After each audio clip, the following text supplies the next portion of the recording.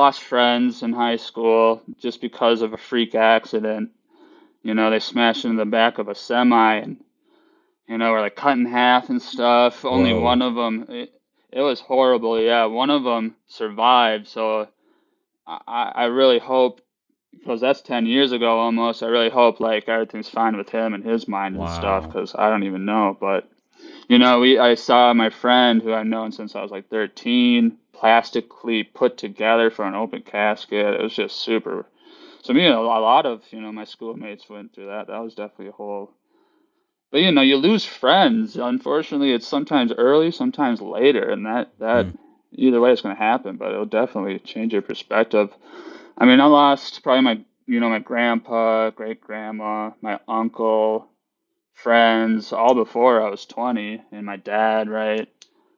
And all that death and disconnect from male, say, role models, like my male bloodline role models are all dead, and they have been Hmm. for a long time. Like I had my grandpa and stuff on my mom's side and all that, but they weren't really hands-on. Gotcha. But here's the thing is my mom only has sisters. I have no uncles on that side. Oh, So, and only one of them had a good marriage, but he died falling down the stairs, some freak horrible accident. When I was like wow. 15, it was horrible for, my cousins and stuff, like right before Christmas kind of thing. That's a pretty critical And point in time too. Teenage years, yeah. and you're losing all your male role models from your lineage, essentially. Were you already? Were you a troubled kid at all growing up? Like, were you just anger Oh, a issues, hundred etc.? percent. Yeah. Yeah. So like to talk about that, right? When I was in fourth grade, because my parents smoked cigarettes and stuff, sometimes I'd have their lighters in my pocket. I set stuff on fire at school, ran away from school. I climbed on top of my school during school hours. When I was a kid, I was, definitely like that. I didn't really get caught a bunch, but me and my friends, yeah, me and my friends, we ran around, we did whatever we wanted because they didn't have Wow. like fathers in their lives either or nothing like we did. So it is interesting, and that's a huge reason we moved because Mm, moving to small town New Richmond, I can't really get in that kind of trouble. And then like I had my sister, be born, and my whole world was just like, no, no, I'm just gonna take care of my sister. I didn't even like hanging really? out with friends. Yeah, yeah. Wow. So yeah, I was definitely a troublemaker and stuff. Stealing from stores, all of it. That is for sure. So did the move I don't really really have a think about positive it. impact? Would you say the The move itself was move. positive, or your sister more so is what really saved you? Interesting. Yeah, I mean, in a way, moving is so horrible. You're taken away from all your friends. Um, so before my first school year, my sister was born. So she really did help the move in that sense. Mm, Because I have no idea. That's such a good question. Um, because like if she was born in Stillwater, St. Paul area, kind of moved around. Um, and I still lived with my friends and stuff, I feel like I would have been a way worse brother. I definitely would. Like I was 11 years old, getting my first BJ and touching girls, and I can't even like ejaculate. You know what I mean? Like me and my friends are that far into it already, and this is before social media, before you can just jump online and everything's sexualized anyways. You would actually have to go. I remember Playboy magazines and like Cub Foods. You know what I mean? You yeah. can go back there and stuff. Like back in the early 2000s when I'm 6, 7, 8 years old running around to 10, 11 kind of thing. Wow. So it was like the Wild West essentially for you during those years, huh? It Wow. it really was. I mean, because it was my mom trying to work full time, two other brothers. I mean, if I had a um a babysitter, I would run away. Sweetheart, Really? I don't gotta listen to you. What are you gonna do? I'd do that. I'd say that, and I would just leave. Because again, like I've seen my parents hit each other and all this horrible stuff. Like you're of no consequence to me. And Right. it's so hard to get to a kid like that. As an adult now, and you see it in kids, you're like, man, they don't fucking listen for no reason. because they just don't get it. And Yeah. it makes perfect sense. But luckily for me, like I'm saying, maybe it is my sister and all that, but I don't know, my head kind of got back on my shoulders in a sense. I've always been a deep person because, I kind of had to be. I had to kind of tone out all this violence and stuff I was seeing on my own because it's like who you go talk to when you're 5 and you see your parents beating each other kind of thing. Like you don't really have anybody. Right. So it's interesting. But it's also interesting because I was never beat or nothing. You know what I mean? My parents, they definitely loved me, but they didn't like love themselves or each other or like life or anything. And that stuff, Wow. just ruined them kind of thing. I would say my Right. mom, I mean, she's super depressed still and she's gained a ton of weight. I mean, she's like 45 and stuff, but, Yeah. I just, you know. So how old were you when Um, the stepfather came into the lives? Yeah, so I was like 10 or so Okay. when we first met him, right? And then he started living with us probably like a year later. So how was that having a So, stepfather, because it's like you're not my dad, going back to what we were saying, like telling kids what to do. How the hell was that? right. And that's the thing is I had so many arguments with him, yelling and all this stuff, and I would say that, you're not my dad, but in my heart, I would feel terrible saying that because like I said, I kind of have a deeper sense just in general. I'm like an older soul. So I understood that saying this was wrong, even though I'm right, because I know he's taking care of me. And, you don't really get the dating game like an adult because you're a kid. But now that, especially because I'm an adult, like, holy crap, am I grateful? And I hope I can pay him back somehow.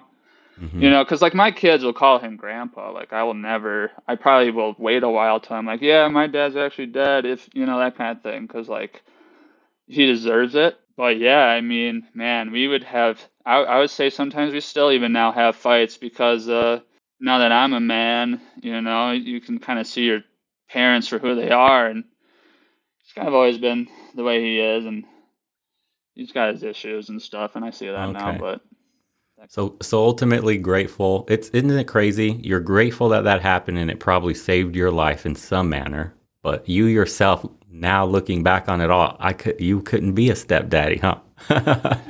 man, that's the thing too, because I've definitely talked to single moms, just, and you don't know that they're moms necessarily right away. But like my dad wasn't in the picture. I could only imagine if he was. Would he have stuck around? I know for sure I wouldn't have. Just knowing who my dad was, and then like I'm another guy trying to bag on, you're a woman you've had 3 kids with, and you have this whole like, not to be a dick to my dad or nothing, but psychopathic, violent record and stuff. And he's a trained fighter. He did MMA before it was even big.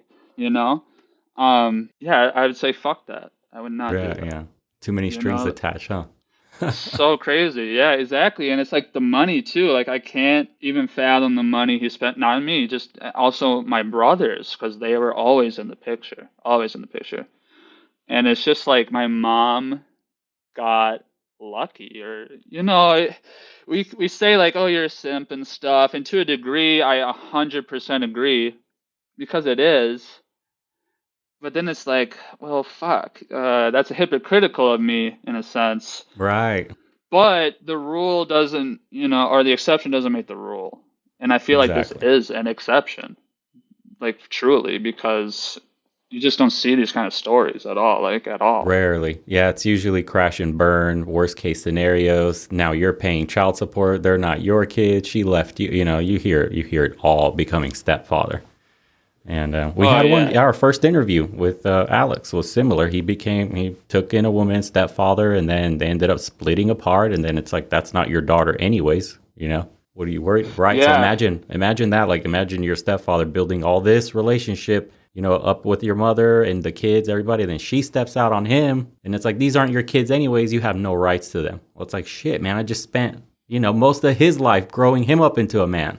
Now you're gonna tell me all of a sudden they don't matter. So Well, when that has happened, I don't know if I should air out all the skeletons that aren't necessarily just mine, but my mom isn't the best wife. I would not be married to her. You know what I mean? I just Yeah. wouldn't. And I have a good relationship with my wife, or excuse me, my mom. I'm not married or nothing. But I can't tell her the honest truth because she takes a victim mentality about everything. Mhm. I mean, it's not, hey, hello, this is how good my day was. It was, hey, hello, oh my gosh, I had to do this and that and this today. And you're like, man, do you ever say anything positive firstly? Mhm. You know, you got to change your mind. So, but that's the battle I'll never win, so I don't try to fight it. But, you know, I wouldn't tolerate kind of how my mom treats my stepdad. I don't like it at all, and I've mentioned it, and it's not like my stepdad's even that bad. I mean, my mom has thrown scissors at him, and they stabbed him in the arm. You see what I'm saying? I would Yeah. not be able to be around that because that's the thing is they always want to compete with you and stuff, and it's like, hey, I just want to be at home and like love my family. You know, if I had a family, that's what I would want. Like I've always wanted to have a family and be a good dad because my dad didn't, and my grandpa didn't, and my uncle didn't, and I know that they Mm. didn't. You know, and it's like I want to change that. And now we live in this time where having a family is you're called stupid and all this stuff, and women definitely are like, no, it's my 20s, I'm supposed to be free, and that means doing absolutely nothing important at all Racking them because up. none of all this stuff, like I'm super, like I understand now, especially now, how important it is to like I make money just because of the way I'm viewed by people, what I can do for people with it, what I can do for myself, that kind of thing. Hmm. But I don't care about money at all. I care about love, you know, hope, faith, you know, I believe in God, and I want a family to have that with. And then I want to die, you know, I'm going to die either way. I want to do it having created people in this life. Nothing else truly matters to me, even though a lot of things matter. Agreed. I hope you enjoyed today's interview. And to find the full episode, head over to Locals and become a supporter. It would mean the world and help us have more honest, real conversations about the state of masculinity and manhood, unfiltered. Thank you guys once again. Take care.